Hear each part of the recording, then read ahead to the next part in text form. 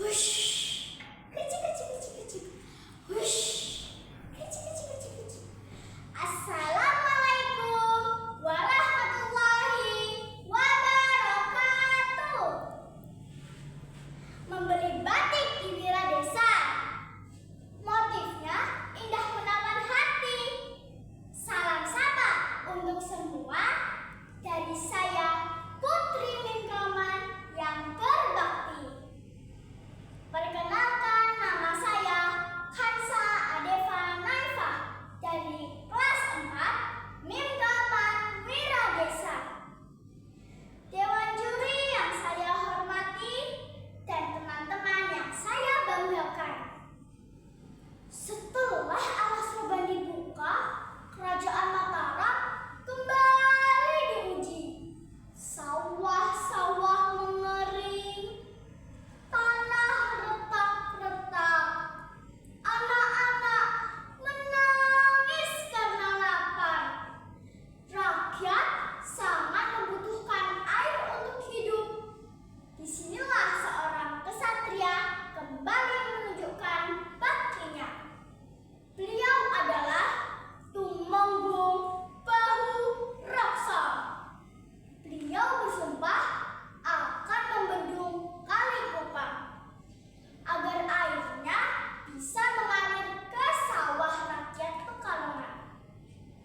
Cerita ini saya sadur dari buku yang berjudul Cerita Rakyat Pekalongan, karya Slamet Dumadi tahun 2018. Inilah kisahnya, legenda bendungan Kali Kupang.